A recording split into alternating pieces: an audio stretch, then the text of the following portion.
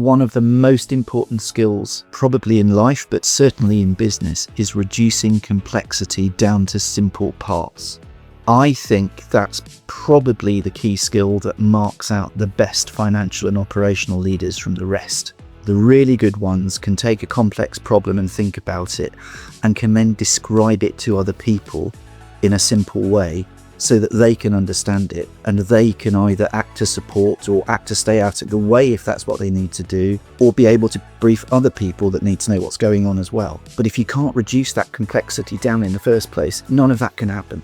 I have Ed Hellings with me today from the Marist School, and we're going to have a chat about his background, what he's done, and what's brought him to the Marist School and his career to date. Okay. So, Ed, what would be great if we can kick off and tell us a little bit about your background and why you ended up as a bursar. Okay, thank you, Nigel. Well, hello, everybody. It's both a long and a short story, how I ended up as a bursar. So I'll give you the half-long version so that there's some interest, but I don't bore you senseless. When I left university, I had no idea what to do. So I went and played cricket for the summer, and eventually my dad got hold of me and said, well, it's like this, son.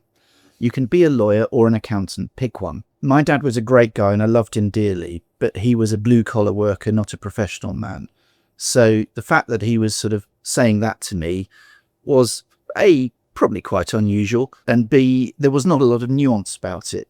But that was fine. I picked the accountancy route because I still didn't know what to do, and I felt it shut fewer doors for me. It left more options later on. So I went off to train with what was then Touche Ross, who are now Deloitte's, and became a chartered accountant. And I stayed with them for 2 years after qualifying, and then I got out. There are some really good things about training as a chartered accountant. One of them is not that you get to fly jet aircraft and have a very exciting life, but there are some good things. You do get to see how businesses run in terms of admin and controls and efficiency and what makes for good process and all that kind of stuff. You do get to do some networking, and you may not like doing networking, particularly as a younger man, but it's a necessary part of life. So you've got to get used to it. It's a good education from that point of view. But perhaps most important is you also get to see how businesses run in terms of people. So you get to begin to get a feel for office politics and how that works, particularly if you get very close to any of your clients. And I became quite integrated with one of my clients who at the time had the cable TV franchise for Reading. And it really felt I was part of the team. Whenever I used to phone them up, the receptionist would say, oh, hi, that's Ed, isn't it? Do you need to talk to Eric, who was the FD? And we'd have a natter and she'd put me through and, we'd do what we need to do.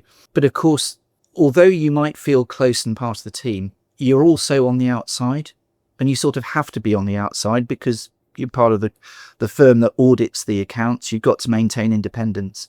And in a way, being a bursar is a bit like that. You've got a team, you're in charge of them. You've got to do your job in a way that makes them feel that you're part of the team and that you're with them and that you support them. But you've also got to be able to say, right, actually on this issue, I'm going to just sit back, look at things from a helicopter point of view and work out what's best for the school and take all the emotion and the personalities out of it. So to that extent, there are some similarities there.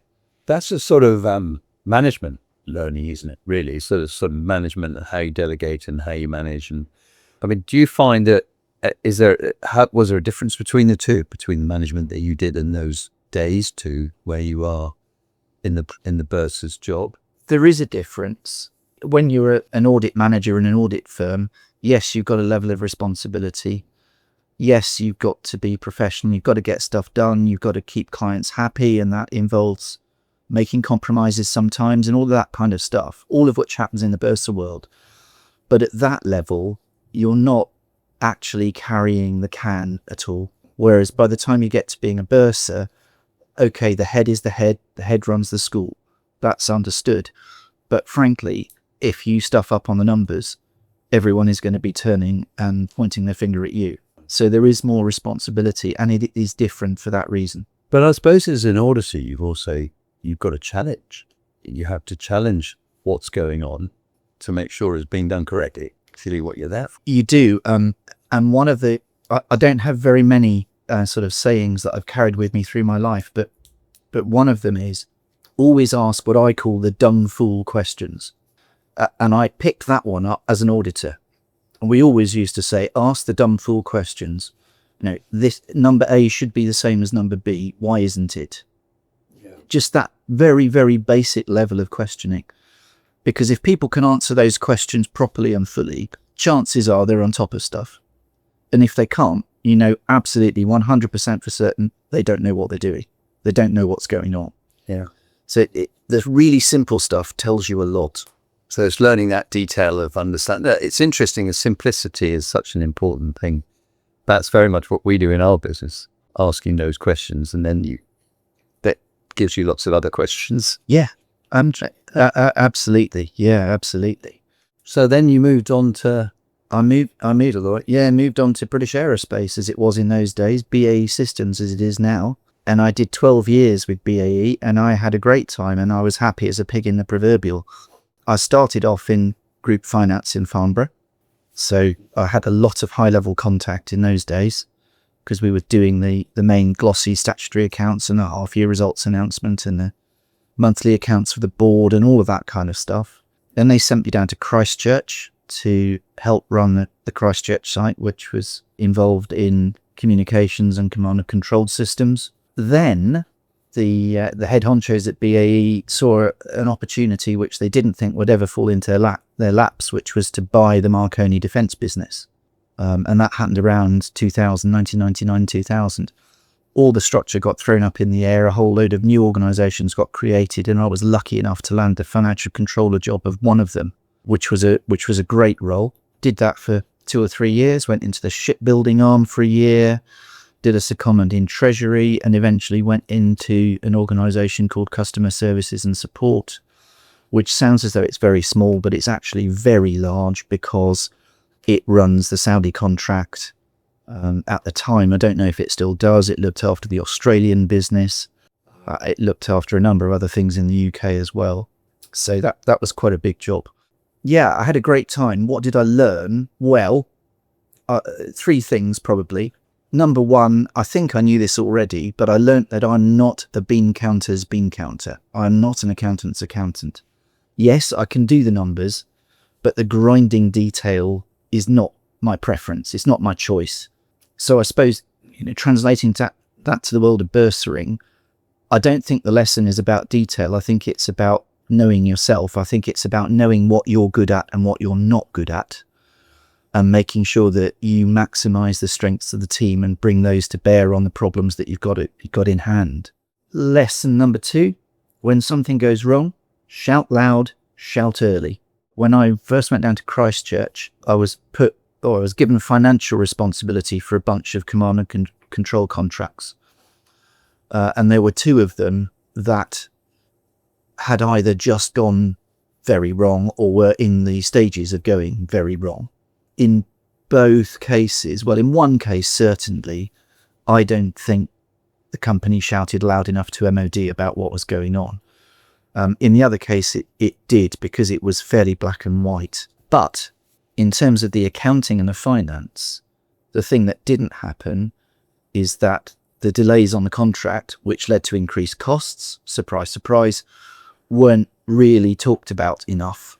And so within a few weeks of arriving down to Christchurch, I'd made multi-million-pound loss provisions against these 2 contracts. And I wasn't necessarily the most popular bunny for doing it, but it was the right thing to do. And I suppose what I did really is use up my political capital as a new boy.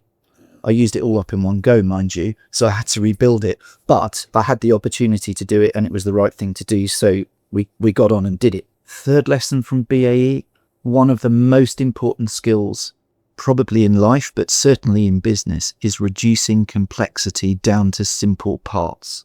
I think that's probably the key skill that marks out the best financial and operational leaders from the rest. The really good ones can take a complex problem and think about it, and can then describe it to other people in a simple way so that they can understand it, and they can either act to support or act to stay out of the way if that's what they need to do, or be able to brief other people that need to know what's going on as well. But if you can't reduce that complexity down in the first place, None of that can happen. It's interesting, isn't it? Because I think life is very like that. I think the people that keep stuff that complex and make it difficult are often hiding something, or it's not, that it's their way of managing something so that they keep people in the dark. I think making it simple and it's the same with the school. I think understanding what the priorities are and what you're trying to do and what you're trying to achieve is something that a lot of schools have got away with not doing. Yeah, and it wouldn't surprise me if in some cases, and I don't know of any, I'm just, this is speculation, but it wouldn't surprise me if in some cases the genuine complexity of some of the issues has actually scared schools off from acting. So if you take the TPS as an example, it is a very, very complicated pension scheme. There are lots of moving parts to it. And you can use that as an excuse for inaction if you want to. But actually, fundamentally, there's a ruddy great problem in the middle, which is that no one can afford it, or very few people can afford it anymore. So you have to do something. Do you know, it's really interesting that, because I remember having those conversations, 2 years ago, with schools that were trying to deal with it and sort it out. And, there were several that kicked the can down the road. And I think the ones that kicked the can down the road are really it's coming home to roost now, isn't it? I mean, if you dealt with it 2 years ago, you're moving on and off you go. I think those people felt that perhaps they didn't need to deal with it. Yeah, I mean, and there are some schools, and I'm sure other people listening to this will know of examples who tried to get out early on and failed for a variety of reasons. And then there were others, as you say, who just delayed the decision, in my view, delayed the inevitable, but there you go. And the nimble ones, the agile ones, saw a problem, identified what they needed to do, and got on and did it. And that's got to be the best way to approach these things. Yeah, and I think, we'll come on to some of the schools in a minute, but I think some of the issues that have occurred more recently in the school market come under the same category, and we'll talk a bit more about that later on. But so you started off, when you left there, where did you go after that? So if I left BAE in 2007, I knew I wanted to leave BAE because I'd got to a level where if I wanted to carry on with my career, I had to uproot the family again, and I'd done it twice already, and that was enough as far as I was concerned. So a friend of mine said, "Have you thought about being a bursar?" "No," I said. And I started then looking at it, and I had a couple of interviews with a couple of schools, didn't get the roles. And then up came an advert in the Telegraph for Queen Anne's, Caversham. In fact, it was the same friend who suggested being a bursar who pointed that one out to me. Credit to Queen Anne's, I think, for having the courage to take me on in September 2007. And I ended up staying with them for just over 15 years. So I either did something right or they didn't find me out, possibly a combination of the both. But like at BAE, where I had a great time, I was very, very happy at Queen Anne's.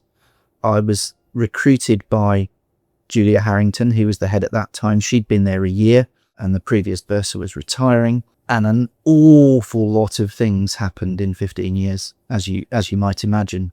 So the school grew from 315 or so up to 450 something just prior to COVID, and COVID knocked the top off that down to about 425. So there was still very significant growth. So that brings with it all sorts of challenges, of course, staffing and new facilities required and new things needing to be done and all that kind of stuff.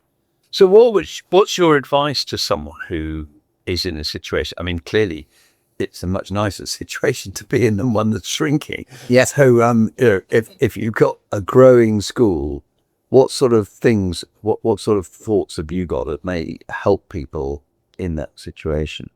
Be cautious about how you plan for growth, in the sense that however confident you are about it, one of the things you have to ask yourself, and just referring back to what I said a few moments ago about the bursar having to carry the can for these things, you've got to ask yourself the question, and I'll phrase it this way deliberately: if it doesn't happen as I think it's going to happen, how damn stupid am I going to look? And the answer to that is, if you've staffed up and committed to a load of investment that then isn't needed, you're going to look very damn stupid. So just be cautious about how you plan it. Be a bit more nimble and a bit more agile about it. Have people on the hook, but don't necessarily hit the on button. If you have to pay them a little bit of money to achieve that, well, that may be a risk that you're prepared to take. Although, just think about all of those sorts of things. Plan cautiously, plan steadily. It's very interesting. It takes me back to a conversation I had some years ago with a bursar who said to me, he said, the lovely thing about boarding, if I get an extra boarder, I've got to supply an extra sausage for breakfast. Sort of. That was a great expression. And he was, clearly what he was saying was, we're staffed up. Chucking in a few extra boarders was brilliant because we didn't have to. And it's interesting because clearly there's this issue, and it'd be interesting to discuss a bit more, because this is where the academic and the financial issues sort of come up against each other, where there's been this. And what he was saying was, I can put them in, I've got room in the classroom, I've got room in the boarding house, so I chuck them in, and then actually everyone, I don't need any extra costs for these people apart from the food I give them. Yeah.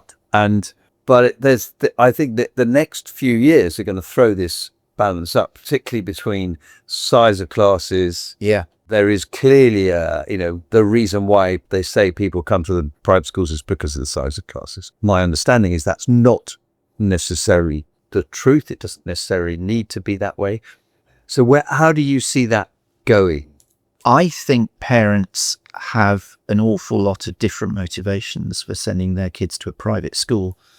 For some, it is class size, without any doubt at all. For others, it's a flight to what they see as quality compared to the state sector, usually, although sometimes compared to other independent schools. For some, it's frankly just what their families have always done. If they can afford to do it, that's what they're going to do too. For some, it's about a specialist area of provision, which might be science, or it might be sport, or it might be music, or it might be art or drama, or whatever it is. And they see something in a school which leads them down that path and makes them, they value that particular aspect really highly. And therefore, they're prepared to go with it. So I don't think there is a silver bullet either for managing a school in a growth phase, or, as you're alluding to, Nigel, coming up, probably managing a school through a more turbulent patch. I don't think there's a silver bullet way to do it. All of which leads me to say, I think what you have to do is accept that there are those different motivations in play, accept that particular members on a staff body, including the head, will have particular agendas that they might want to push at some point, or areas they might want to grow or protect if it's a turbulent phase, and say, right, that's all fine, but my job actually is not to listen too hard to any of that. It's to be the helicopter above it that says, what's right for the school? Take the people out of it, take the emotion out of it, take all of that out of it. What's right for the school? So that's an interesting one, because that's a harder job in the corporate world, I would assume. Yeah. Because there is a lot of emotion, subjectiveness in the school. So how did you feel the difference between making some of those decisions in the corporate world and making some of those decisions in the educational world? Well, I mean, in the corporate world, it to a large degree is easier because it's driven by money. Right. So if you can demonstrate conclusively that doing A rather than B is probably going to bring you a better return, then probably more of the senior execs that are ultimately taking the decision are going to jump on that bandwagon. Probably. In the school world, it's not quite like that, because yes, money is important, and I think by and large heads know that, but it's not why they went into teaching. They went into teaching to educate kids, and it's right that that remains their primary focus, because if it doesn't, I think schools are going to lose something that's very, very, very valuable. However, if you don't have the cash, you can't pay the staff, and then you're stuck. You see, it's a really interesting, this one, because I find it I understand that, yes, you got into it for teaching, But what I don't understand is there doesn't seem to be this link between, a successful school financially and being able to do the things that you want to do educationally. And for some reason, and I think it's changing because I think people are beginning to have to focus a bit more, but you get this sort of strange view that you can exist in an educational world without worrying about the money side at all. And I don't quite know why that's become like that in some of these schools. I'm not sure. I can only put it down to, and again, this is speculation. I have no particular evidence for this.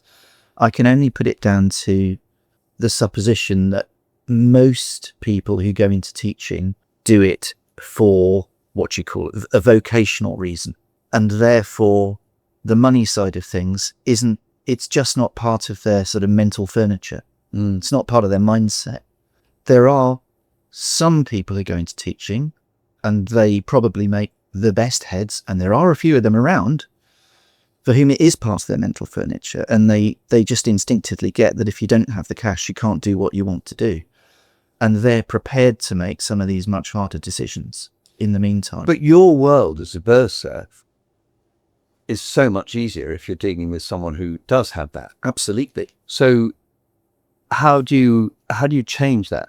You can't change them if they don't have it, because by the time they get to headship, they're mature adults, they're mature teachers. They're not going to have a personality change just because someone rocks up and says, "Oi, you need some more money." So what you have to do is keep pointing out the simple stuff, the obvious stuff.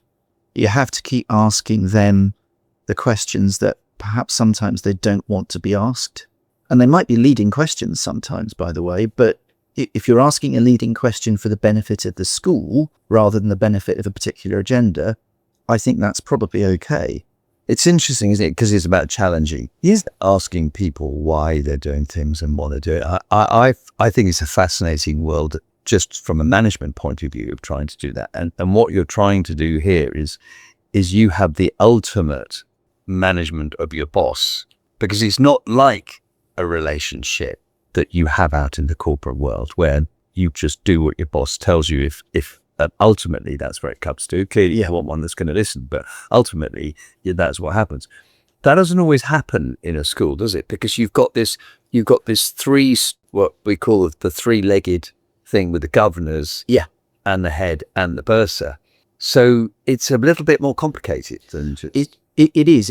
It's a bit like a stool. In the world of finance, we used to have what we called the stool of capability, which is systems, processes, and people. And a stool only needs 3 legs to work, but it has to have all 3.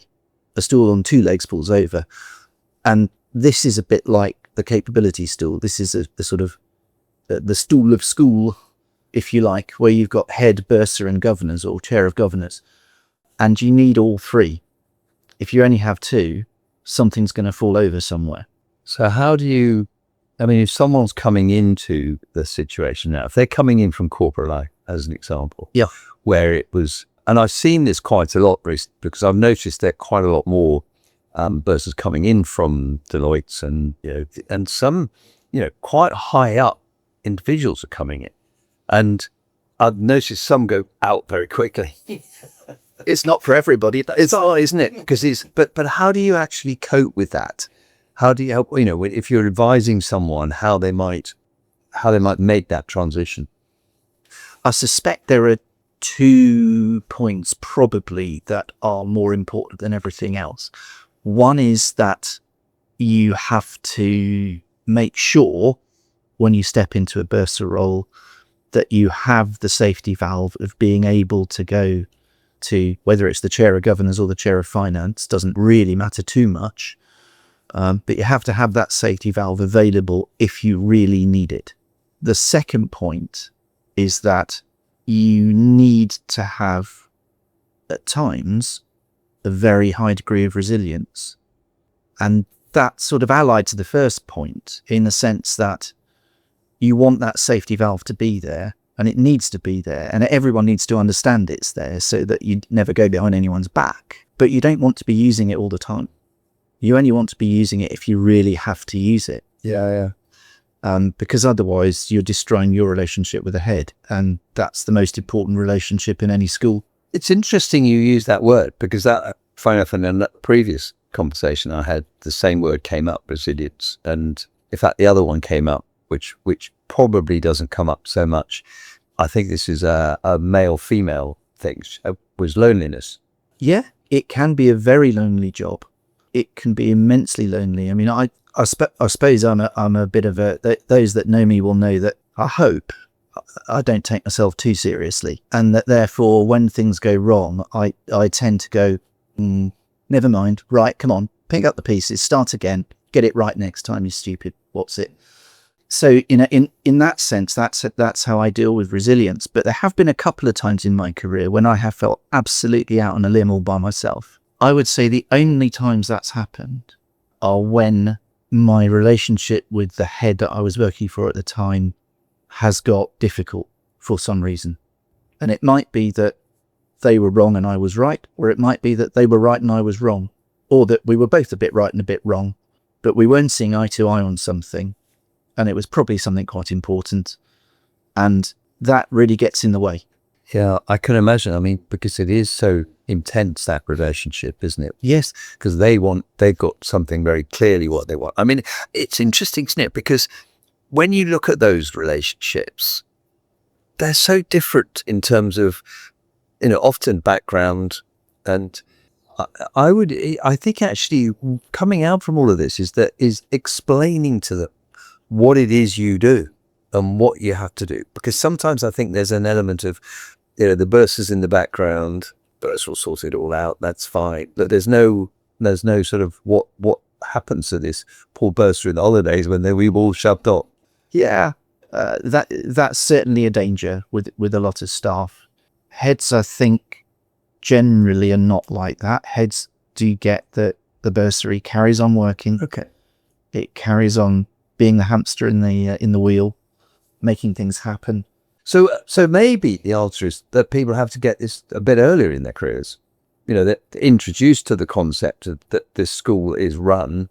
It's not just, you don't just go there to teach kids. And I mean, it's interesting you say, because I remember years ago doing a training course for a bunch of deputy heads talking about cost reduction. And I mean, I might as well be talking to aliens, quite honestly, for some of the training course. But one of the things that came out, and I think this is where I think that the culture needs to change, was that, and I said, so what do you do about fees? And they basically said, well, we all sit down and we put them up in February. So I said, well, you always put them up. And there was no one in the room that had ever been in the school that hadn't put their fees up in every February. Yeah. Or agreed what they were going to be in every February, March, whatever it was. And I said, but there aren't any other organizations in the world that can do that can just put them up. And my personal view on some of this stuff is that has ensured laziness in some of the management of those organizations. Because if you could always put your prices up, then it covers up any costs that you need to look at to reduce or work on to reduce. There is more than a kernel of truth in that view, I think. But of course, one of the big reasons why schools tend to do this, COVID aside, is that into teaching salary scales is built an assumption that year on year you go up the scale points, and therefore you get an increase that's bigger than the annual pay award.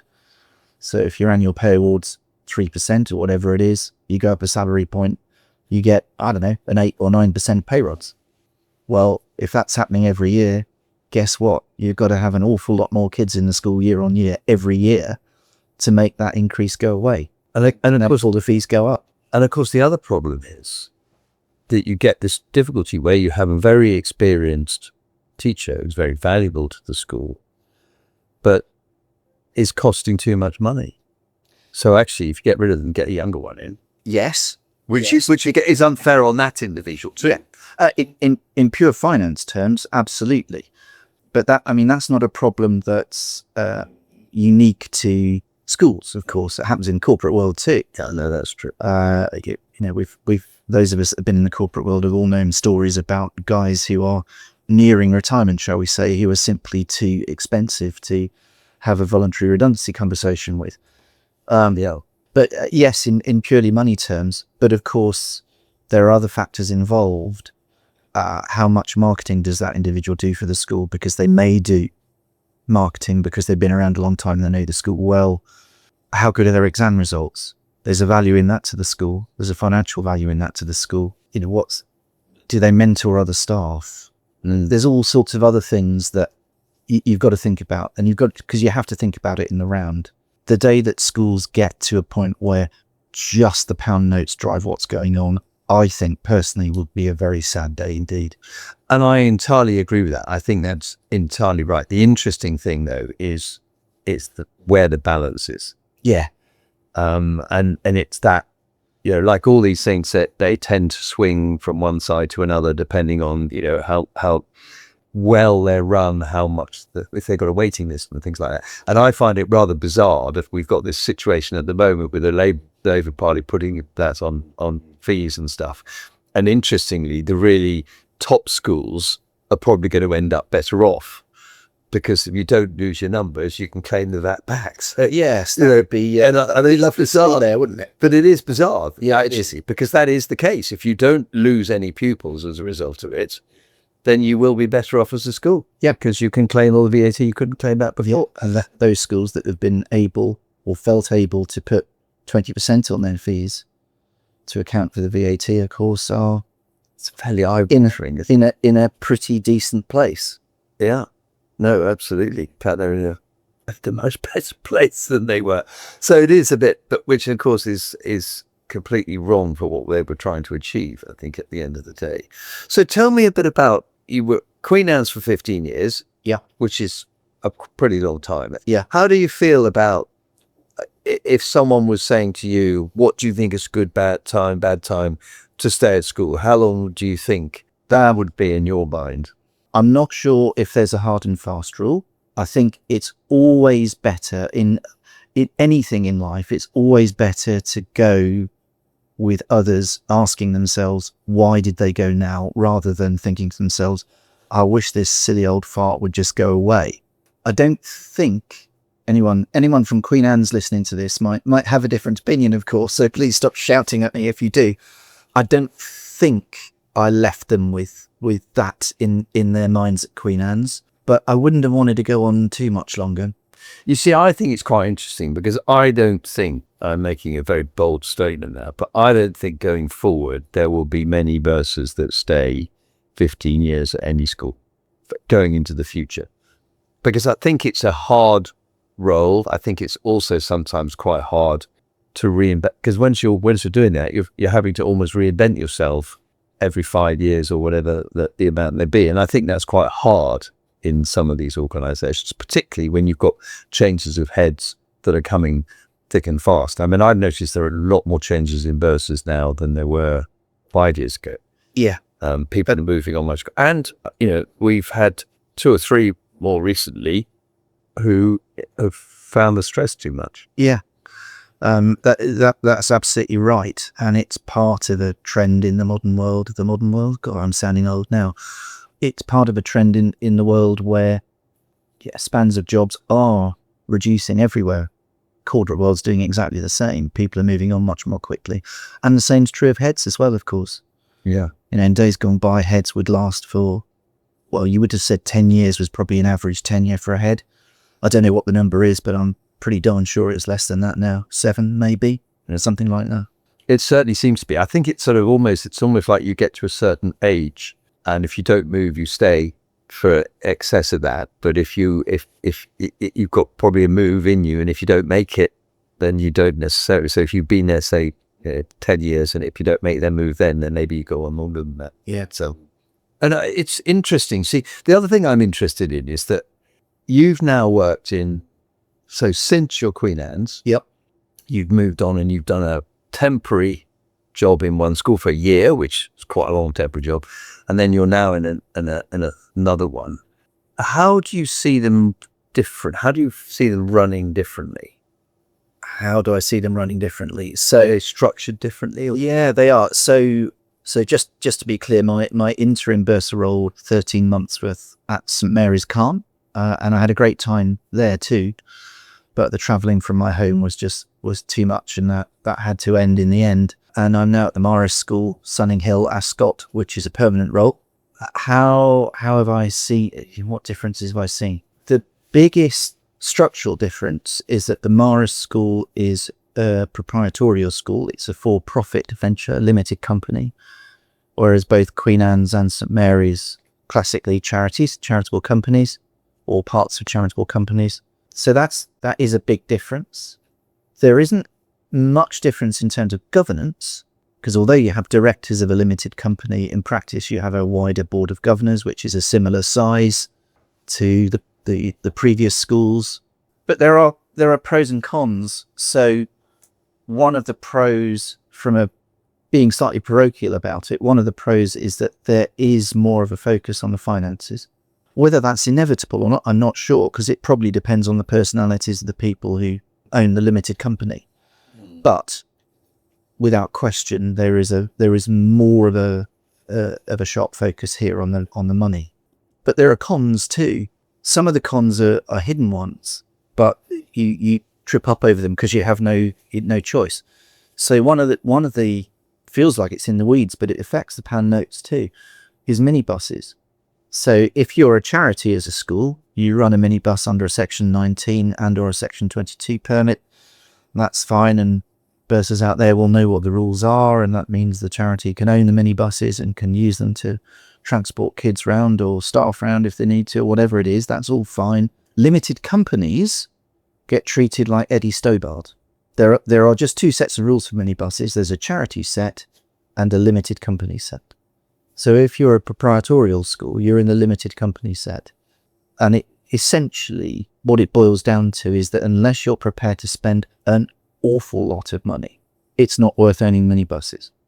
It's just not worth it, because you've got to install tachographs and you've got to monitor the tachographs, and they've got to comply with the same restrictions that HGV drivers comply with, and you don't have enough staff. So do you outsource it? Yeah. So we handed our minibuses back when this became clear, and we now rely completely on a transport company. And how does that work? It's far more expensive than I'd like, and it's far more expensive than a charitable school would have to put up with. But the alternative is something that's even more expensive, because you have to have so many staff to give the right rest periods and all of that kind of stuff that you can't do it. Can't do it. Interesting, isn't it? So in terms of, when you talk about sharper focus on finances, what do you mean by that? This is not uniquely the case for a limited company school, because it was the same at St Mary's as well. But we do monthly management accounts. They are reviewed on a call every month by the finance committee. There is, And always intense focus on every decision. so you reviewed monthly, say, at Queen Anne's? No. Queen Anne's was a different structure. They did termly management accounts, which were reviewed by the finance committee. And it wasn't a free pass or anything like that, but it's only once a term rather than every month. Yeah. So yours, it's more corporate in terms of what you do here. It feels more corporate. Do you know, I had a conversation years ago with someone who left BT and became bursar, and that they went to their first governor's meeting, and he was FD for one of the small BT companies, and he said, so he prepared himself for a board meeting, and he didn't get asked any questions when he went into the governor's meeting at all, and he thought it was a bit strange. Anyway, he went into subsequent months, and there weren't any, and when you make questions, there was no sort of direct questions in the same way. Yes, there was discussions, but and in a funny way, he said that one of the things he felt was that there should be more of that in some of the the trustee schools and the charity schools. There should be more direct questioning of those accounts. Yeah, I think that's right. I mean, one of the things that chap called Ian King, who at the time was MD of the customer services part of BAE, subsequently went on to become CEO of BAE. One of his great mantras was challenge is a good thing. And I agree with that, whether it's the dumb fool questions that we were talking about earlier or the slightly more intensive questions. challenge is a good thing, because it's a bit like going to find out about something. Until you actually investigate it, you don't really know what's there. So someone hands you a set of accounts. Well, until you start talking about it, until you start asking about it, you may think you know what's there, but you don't really know. Yeah. And you never know, you might trip up over something that's really useful. Do you know, it's fascinating, isn't it? Because I think this great, the question why is something that would really set alight some of these schools. Because the problem, there's almost like an inherent culture where you've got the academic side and don't touch that. Rather than question it, it's don't touch that, and then you deal with the bits that you know and get on with those bits. And I think this idea of not touching it, years ago I went to do some work at Lord's Cricket Ground, and there was an Australian secretary there at the time, and which is first one ever, not one since, I don't think, but he was a real character, and I'd actually said to him, I'll come and save you some money, I'll save you £500,000 of cash before I'll charge you a fee, because I was challenging him really. And he said to me, well, why wouldn't I do that? That's silly. And I said, well, you need to go and think about it for a week, then we'll have a chat about it. And I said, then you'll find out why you can't do it. See, anyway, he came back and he said, no, I now know what we're talking about. And there was this complete abject pushback against challenges, against why are we doing it? Because we've always done it that way. And I said to him, the one thing, he said, tell me one thing you think I should do. And I said, I think what you should do in this organization is you need to separate the difference between tradition and traditional bollocks. And he sort of said to me, I get entirely what you're talking about, because what happens is, and I've seen this a lot in schools, is that the traditional education is the way of managing. And they use that as an excuse for poor management. So the traditional education is absolutely vital and is essential, but that seeps into some of the other behaviors where people start to feel that they don't need to challenge it because it's in, we are a traditional school, we are traditionally educated, this is what we do. Yeah. And then that allows them to be lazy in some of the other cost areas, perhaps. Yeah, and that picks up some of the things that we were talking about before. So, you asked me about how to plan for growth, and I said, look, don't commit too much too early. Well, apart from dialing down the financial risk by doing that, one of the other things you're doing is you're keeping the organisation smaller, and that makes you more nimble and more agile and more able to react to change more quickly. Because bigger organisations, I've never worked at Eton. I know people that are staff at Eton. It's a big organisation, and you can't turn a supertanker around quickly. It's just not possible. Whereas if you're much smaller, you don't have a lot of the advantages that Eton have, and they are big. But the one thing you do have is the ability to move quickly. And it's interesting, isn't it? Because one of the things, again, I think I've noticed is that, less so at Queen Anne's because it wasn't quite so split, but I noticed in a lot of schools you've got bursar, then you've got stakes bursar, you've got finance bursar, domestic bursar, then IT manager, now manager rather than bursar, whatever. But the interesting thing is that they're almost very siloed, and because everything's been done the same way for so many years, they sort of don't talk to each other always. And maybe I'm being a bit unfair, but certainly talking to some people, you listen and you think, actually, there seems to be a bit of doubling up going on here. I'm sure that's probably right. I suppose the only comment I'd make is that, again, that's not a unique issue to the world of schools. Any corporate organisation that grows beyond a certain size is going to be prone to the same thing. I'm sure the same thing happened in BAE all over the place. Well, I can tell you, it happens in councils as well. Councils is where it happens too. And I've always put it down to the time. Because I always take the example, why would you leave Bradfield College to go work in Reading? I mean, what a silly thing to do when you've got such a beautiful place. And that tends to affect the turnover. So you're learning from someone who's done it that way for years. There tends to be, and I also find that when people move from one school to another, often they're running the same way anyway. So actually there isn't necessarily any new thought going into how it might be managed. And I'm intrigued. We were talking earlier about this idea of potentially outsourcing, which has been, I know, as a sort of a bit of a no-no in quite a lot of schools. You've had some experience of it. What's your view on how that might develop in schools in the future? I suspect with the introduction of VAT in particular, outsourcing might become rather more prevalent than it has been up to now. So I looked at outsourcing things in the past, and one of the killers has been VAT. Because when we were in a position where we couldn't recover input VAT, if I was going to give, let's say, a cleaning operation to an outside contractor, they're going to charge me the same wage bill, probably, more or less, as I was paying before. They're going to have to recover their national insurance contributions and all of that I was paying. They're going to add profit on top, and then they're going to charge me VAT. And even if they can make efficiencies, they probably can't make enough to take the VAT element away. And that would have meant before there was no point going there. Now I can recover the VAT. The door is potentially much wider open. And by the way, at the Marist, we already outsource our cleaning. So that, it's a dead issue in that sense here. Do you outsource your catering? We do, yes. Catering's always been one that a lot of schools do, and they seem comfortable with that. And then the principle really is... it is. One of the reasons, of course, that catering got a much easier go in schools is because the amount of VAT on a catering bill is very, very small. Yeah.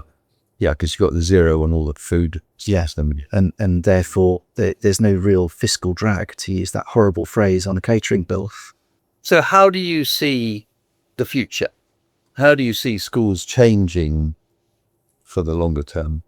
I see the next, let's say, 2 years as a period of turbulence. I don't think I'm making any great, deep, profound prediction there, Nigel. I suspect everyone listening to this is saying, well, of course it is, you blithering idiot. But the sad reality is that over the next 2 years, a proportion of independent schools are probably going to close in one form or another. Whether that's outright closure or merger with another school, that will depend on the circumstances and the views of the governors of those schools at the time. But I think that's sad, but I think it's reality. And actually, we're just going to have to deal with it and move on. I offer no view as to how many schools that might affect or when it might affect them, but I'm absolutely convinced it's going to happen. One of the trends that will happen in parallel to that, I suspect, is that more schools will end up becoming for-profit ventures, because schools that either have to close or merge, who are charitable trusts or charitable companies, may well have to be bought out by people who want to run a school for profit and who are prepared to take the risk on that basis. But the frightening thing about that comment is what we're actually saying is that if we ran it for profit, it would stay open. Yes, and I do sense that more schools are taking that more seriously now and very quickly. So that might well reduce the numbers of schools that end up closing or merging. I don't think it's going to remove them completely, however. Because I think that it's the time for the change, how long that will take. Yeah. I mean, there's no doubt that, what you're really saying is that everyone has to change to reduce their costs ultimately. That's where we've got to go. Or run it differently or look at it differently. Yeah. A very few, and I'll call them lucky, but I suppose you make your own luck on this one. A very few schools in the next couple of years might be more or less immune from the pressures because they might manage to increase their pupil rolls. But I can't believe there'll be very many of them, because again, the sense I have is that there's just less money flying around out there in the general economy, and that everyone is feeling pretty unconfident about the future right now. So why are you going to take a long-term bet of paying fees for 5 years, 7 years or more right now?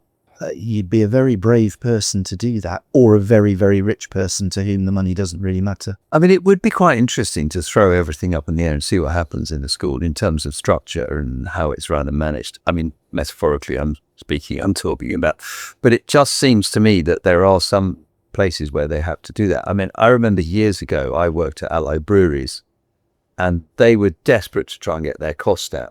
But they couldn't, they were tinkering at the edges and they were doing this and doing that. And then eventually one of the MDs just said, right, what we're going to do is we're going to take the whole of this layer of management out, 2,000 people at one level throughout the whole country. And everyone's going, Christ, what's going to happen and everything else. So then a day dawns and we all arrive for work on the Monday morning. These 2,000 people had all left on the Friday. And after about 2 weeks, everyone realized it made absolutely no difference to the running of the business at all. And it was all, and I'm not suggesting that would happen, but it's almost that type of behavior. If you're going to break the back of something of this type, it's almost like, let's start with a blank sheet of paper again. Yes, I mean, so this is the age-old debate about change by evolution versus change by revolution, right? Yep. So with a big change like the one you're describing, you probably can't do it by evolution. It's not possible because it keeps getting nibbled back at by all sorts of interested parties with their own agenda to do things that might be perfectly worthy, but actually, if the company just needs to get rid of cost, it needs to get rid of cost. So for big changes like that, if you're really serious, you probably have to do it by revolution rather than evolution. The teacher's pension scheme is sort of one of those, I think, where certainly the schools that left in the early days, and when I mean the early days, I'm talking around 2019, 2020, 2021, a large proportion of those, my understanding is they got out completely. They just said, I'm really sorry, but we can't do this, and we'll put an alternative scheme in place. This is the best we can do for you. And many teaching bodies of staff accepted that at the time. And the longer it's dragged on and the later schools have gone, the harder it's become to do that. There are still some schools who can demonstrate very clearly that they can no longer afford it. And those schools may well get out completely. But lots of other schools are going through what you might call a hybrid solution. Don't get me wrong, there's nothing wrong with going for a hybrid solution. If it works for the school, if it works for the staff, that's great, that's fine. But what it doesn't give you is the immediate cost saving. And it's interesting, isn't it? Because that's quite often, and it's interesting where you say they nibble it back, You sort of, you think, right, I've done that, I've saved that, but it's gone. By the end of the year, something else has taken it. And it's almost how you structure something to make it happen. I mean, I was talking to someone the other day, which I thought, took the best merger you can ever have, where you have a school that's really close, and then they just move into the main school. So you have your prep school on the main school, and then you don't need the prep school anymore. And that's the ultimate. Fantastic. That's the ultimate merger, isn't it, really? Because you're keeping the revenue, but reducing down the overhead. And I think it's sort of, but I think it's going to take some brave thinking, it seems to me, and some brave moves from people to be able to get out of some of these scenarios. I mean, I think there was a situation in one of the Reading schools, wasn't there, where they were really, really struggling with numbers, and they just halved their fees and managed to, and it actually rescued the school and saved the school because the volume and numbers went up dramatically. Yeah. Education is a bums on seats game, fundamentally. If the numbers of bums on seats are good or okay, chances are everything else is going to work well. If they're not, chances are it isn't. Well, maybe we need to also open the headmaster's training school. Let me think about this one. Let me think about this one. Yeah, no, let's not. I can remember a session, the last session of the very first bursars conference I ever went to, which was in Edinburgh, was something along the lines of, either could or should bursars become heads? To which my instinctive response was, don't be so bloody stupid. I didn't bother going. I mean, it's just silly. It's a different set of skills, and we have to appreciate are differing sets of skills. You do have to appreciate the heads. They have to appreciate arms. But interestingly, so when you go, if we go right back to the beginning of this conversation, and you were talking about the idea of finding your weaknesses and recruiting the right people to complement those, it's no different, actually. You know, but it's having the recognition that is your, So in a way, if you became the chief exec or whatever they want to call it, actually getting the best head teacher to come and work with you would be your number one priority if you were starting school. Absolutely. So interestingly, how you communicate that relationship is probably another issue, because I think parentally, you prefer to have a head teacher that understands education than maybe one that isn't particularly understanding of that. But it's not such a silly idea if the right person's there. And I get the impression that it has been tried in some situations. And in fact, I think they made a head the chief executive, which was slightly the wrong way round, because Ed was the educator, which is the one that you wanted to try and control to a certain extent. But it's not such a silly idea if it's run properly. And unfortunately, what happens with these things, if things aren't going quite so well, they'll point the finger and go, that's because the person in charge is not educationally trained. Yeah. But it's no different to, a bursar that isn't an accountant. For me, if I was going to become a bursar tomorrow, the first person I'd employ is an accountant, because I'm not one. So that, it's understand. And the next thing, I noticed in a lot of schools, you get people move sideways, and they end up in roles, particularly in support staff, they end up in roles that they've got absolutely no, qualifications for whatsoever. In fact, I came across one large public school that had a failed teacher as the head of estates, which was slightly bonkers, but there we go. I've no idea if they could do the job well. That's great, but depends on the skill set. But okay. But it is interesting to see. Okay, so if you just sort of bringing to our chat to an end, if you were advising people today about going to take on a bursar's job, what would be the key bits of advice you'd be giving? Number one is go and talk to another bursar. Generally, I think we are a pretty friendly and open bunch. We are pressed for time, but there's usually a way of making it happen. And I've certainly had friends of friends over the years who have thought about becoming a bursar and have phoned me up or emailed me, or we've met for a cup of tea or whatever it is. I think that's probably the number one piece of advice. The number two piece of advice is go and talk to ISBA, because they do run some courses. I think they run one called So You Want to Be a Bursar, for example. And number three is go and get a sanity check. No, don't. But do be aware that it is not a lifestyle change. If I put it like that, if you're coming from the corporate world, it's not a lifestyle change becoming a bursar. It's every bit as busy, it's every bit as intense, it's every bit as pressurized. And because you are the FD as well as a few other things usually, your reputation, your professional competence are under scrutiny, they're on the line. So don't expect to get a free ride. Well, it's interesting, isn't it? Because I think the other thing I would add for that is make sure you've got a sense of humor. Because that adds to the resilience. Someone was saying to me the other day that they found that you end up in a scenario where you walk in the morning and you have absolutely no idea what's going to happen that day, and you can have all the best laid plans as you walk into your office. I've had a few days like that. I can't remember any of them because I was too busy to remember them, but I know I've had a few days like that. Yeah. Interesting. Thank you very much for your time. It's been great. We'll catch up. What I'll do is I'll put this together and I'll send it on to you.